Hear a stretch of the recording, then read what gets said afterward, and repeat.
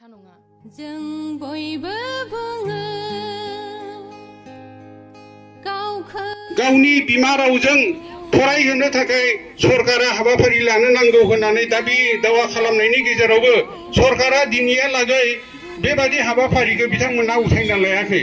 नाथाय नोंथांमोना पेपारनि गेजेरजों एबा बायदिसिना इलेक्ट्रनिक मिडियानि गेजेरजों नोंथांमोना खौरां मोनबाय थादों। मैयाल'सो बे जानिखि सोलोंथाइ बिफानजों थानाय जाफोरनिखि आफाद एबा संस्था 18 मे बर' बिजों सानखौ तामुलपुर जिल्ला बर' थुनलाइ आफाद आरो तामुलपुर जिल्ला बर' फरायसा आफादा तामुलपुर गोजौ फरायसालिनि न'ब्लाङाव खुंफुंदों।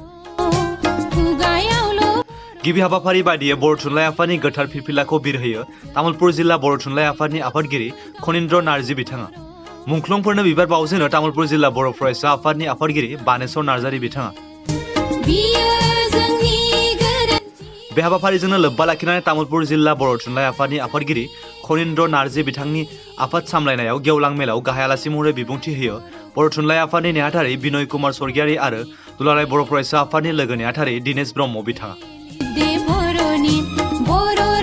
आफादनि नोजोर बोनांगौ दं बेनो जाहैबाय आसाम सरकारनि केबिनेटआ जि मोनसे बिथांमोना सिद्धान्त लादों, बिथांमोना जि मोनसे थांखि लादों जे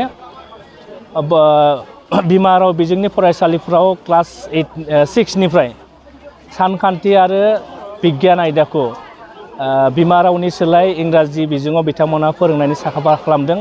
बेखौ दुलाराय बर' फरायसा आफादा आसाम सरकारनि जि सिद्धान्त बेखौ जों गोख्रों रावजों जों सोंखारि आरो आसाम सरकारखौ खावलायो। आसामनि गिबि मन्त्रि डक्टर हिमन्त बिश्व शर्माखौ जों खावलायो, आसामनि सोलोंथाइ बिफाननि मन्त्रि डक्टर रनज पेगु बिथांखौ जों खावलायो, नोंथांमोना अन्नानै बर' बिजोंनि फरायसाफोरखौ बर' बिजोङावनो फरायनो हो। नोंथांमोना क्लास 6 नि फरायसाफोरखौ इंराजि बिजोङाव फोरोंनायनि सोलाय बर' बिजोंजोंनो सानखान्थि आरो बिगियान आयदाखौ बर' बिजोंजोंनो फरायनो नोंथांमोना खाबुखौ होनांगौ। आं बेखौ दुलाराय बर' फरायसा आफादनि जानानै आरो दुलाराय रायजो राजानि जानानै नोंथांखौ खावलायहरो। मानोना मोनसे हारिया दावगानांगौब्ला बेनि राव थुनलाइ आरो बिजों बे दावगानांगोन। आरो दुलाराय बर' फरायसा आफादा मोनसे फोथायनाय दङ जे बर' हारिया दावगानांगौब्ला बेनि राव थुनलाइ बिजोङा थांनानै थानांगोन। बेनिखायनो फिन आसाम सरकारखौ बिथांमोननि जि सिद्धान्त बिथांमोननि जि थांखि बेखौ फिन खनसेबाव सानफुंनो थाखाय आङो दिनैनि हाबाफारिनि गेजेरजों खावलायहरबाय। जोबोद गोजोननाय मोन्दों।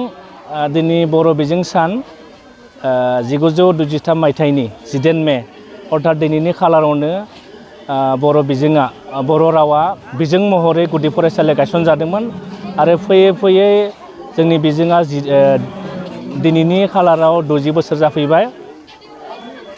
आरो बे सानाव दुलाराय बर' फरायसा आफादनि फोसावनाय बायदियै बिथोन बायदियै तामुलपुर जिल्ला दुलाराय बर' फरायसा आफाद आरो तामुलपुर जिल्ला बर' थुनलाइ आफादाबो बिथांमोना जथायै तामुलपुर हायार सेकेन्डारि खुंदों आरो बेवहाय आंखौ लिंहरदोंमोन।